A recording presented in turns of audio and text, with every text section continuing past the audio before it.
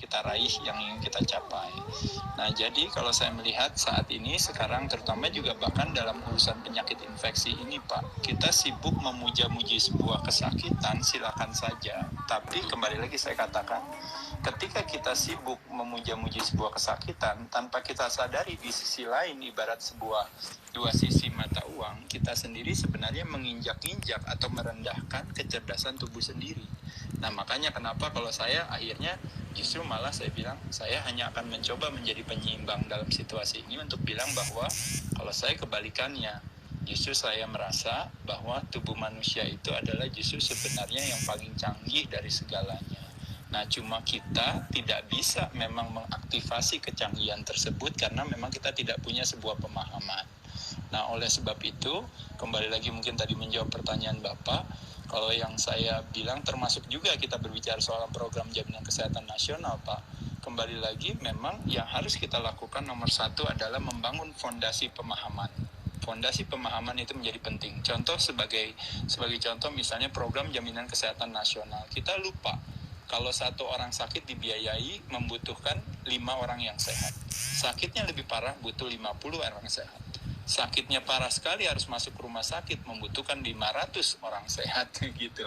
Nah, kita lupa, kita pikir oh iya sekarang ada program jaminan kesehatan kita bisa gratis. Dia pikir seperti itu, tapi karena tidak punya pemahaman, kita tidak tahu bahwa ternyata kalau biaya yang berkontribusi lebih sedikit daripada biaya yang dibutuhkan untuk membayar kesakitan itu, otomatis akhirnya negara harus mensubsidi apakah melalui APBN atau APBD. Tapi yang terjadi, yang tadinya kita bisa punya masjid lebih banyak, punya jembatan lebih banyak, kita bisa punya pusat pendidikan lebih baik, sarana olahraga lebih bagus, semuanya hanya habis buat membiayai ketidakpedulian masyarakatnya akan hidup sehat.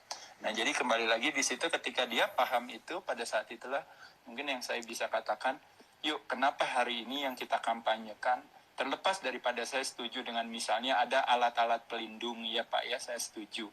Tapi kalau kita berbicara, kita ini harus semuanya terpaksa harus turun ke kancah sebuah kompetisi pertandingan berhadapan dengan si kuman itu, ya kita boleh sibuk dengan punya alat pelindung buat muka, buat tangan, buat kaki. Tapi yang kita harus sadari adalah yang kita butuhkan itu adalah kemampuan bela diri.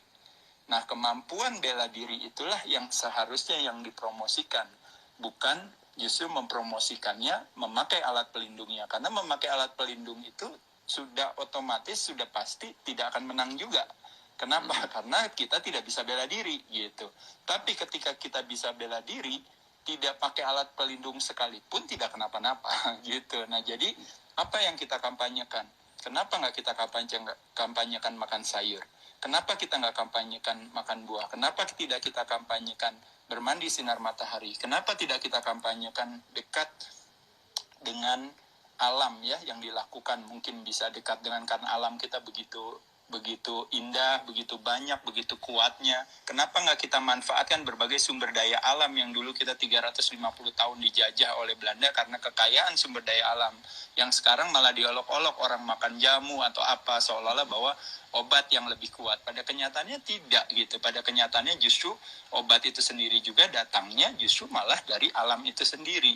Justru saya rasa dibalik kenapa kita tidak justru malah mengkampanyekan justru kekuatan-kekuatan yang ada dari kita itu tadi, Pak. Nah, jadi saya pikir sekali lagi di sini adalah salah pahamnya. Jadi sibuknya malah bahkan terlepas daripada apapun, kita berharap satu saat nanti kita bilang nanti akan ada yang namanya satria peningit yang akan menolong kita, yaitu adalah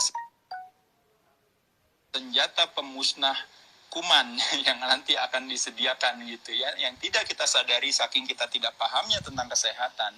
Justru pada saat kita memakai senjata itu kita harus harus hidup dengan konsekuensinya, side effect-nya, dampaknya dan sebagainya. Padahal jawaban sesungguhnya adalah justru improve our immune system. Pusat Kesehatan Masyarakat sebagai fasilitas kesehatan tingkat pertama, FKTP, Pak, namanya Pak, Puskesmas. Nah, sekarang kalau saya bisa katakan, Pak, siapa Puskesmas sesungguhnya, Pak?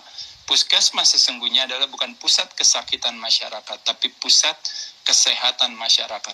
Sarana fasilitas olahraga, justru ada tempat-tempat latihan olahraga, ada pusat kebugaran juga, ada apa. Mereka lah sebenarnya yang menjadi garda depan puskesmas itu yang akan men-tackle atau menjadi fasilitas kesehatan tingkat pertama yang akan men-tackle orang untuk akhirnya tidak jadi masuk rumah sakit.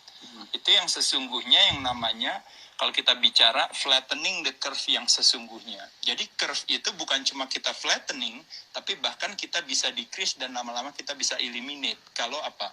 Kalau ketika orang-orang jadi rajin berolahraga, jadi pola hidupnya lebih sehat, pola makannya lebih bagus, chances peluang untuk rumah sakit itu menjadi jauh lebih kecil.